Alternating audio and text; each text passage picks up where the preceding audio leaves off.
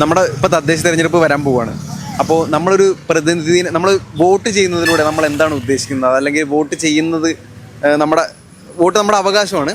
അപ്പോൾ വോട്ട് ചെയ്തൊരു പ്രതിനിധിനെ തിരഞ്ഞെടുക്കുന്നതിലൂടെ നമ്മൾ എന്താണ് ഉദ്ദേശിക്കുന്നത്?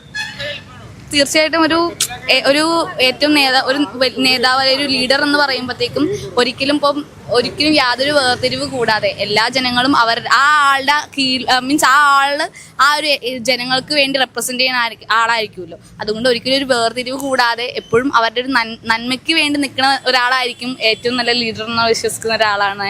ഒരിക്കലും ഒരു ലീഡർ എന്ന രീതിയിൽ അവിടെ നിൽക്കാതെ ജനങ്ങളുടെ ഒപ്പം ജനങ്ങളുടെ കൂടെ നിന്ന് പ്രവർത്തിക്കുന്ന ഒരാളായിരിക്കും ഏറ്റവും ബെസ്റ്റ് ആയിട്ടുള്ള ലീഡർ. ഇപ്പോൾ നമ്മുടെ പ്രതിനിധിനെ തിരഞ്ഞെടുക്കാനുള്ള അവകാശം നമ്മുടെ ഭരണഘടന നമുക്ക് തരുന്നുണ്ട്. ഇപ്പോൾ തദ്ദേശ തെരഞ്ഞെടുപ്പൊക്കെയാണ് വരാൻ പോകുന്നത്.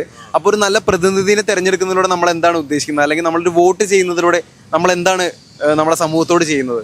പഞ്ചായത്ത് ഇലക്ഷൻ്റെ അല്ലേ, പഞ്ചായത്തിന് വേണ്ട കാര്യങ്ങളൊക്കെ നേടിത്തന്നെ, റോഡ് അങ്ങനത്തെ കുറേ സംഭവങ്ങളൊക്കെ തന്നെ. ഇപ്പോൾ ഒരു എന്നുള്ള നിലയിൽ എന്തൊക്കെ തരത്തിലുള്ള വികസനങ്ങളാണ്? ഇപ്പോൾ ഒരുപാട് പേരൊക്കെ പുറത്തു പോയിട്ടൊക്കെ പഠിക്കുന്നൊക്കെ ഉണ്ട്. അത് ഇവിടെ ഒരു നല്ല ഓപ്പർച്യൂണിറ്റി ഇല്ല എന്നുള്ള രീതിക്കാണ് അവർ പുറത്തോട്ടൊക്കെ പോകുന്നത്. അപ്പോൾ അതിനെക്കുറിച്ച് നമ്മുടെ സമൂഹത്തിൽ ഒരുപാട് ഓപ്പർച്യൂണിറ്റികൾ വരേണ്ടതുണ്ടോ? അതിനെപ്പറ്റി എന്താണ് പറയാനുള്ളത്?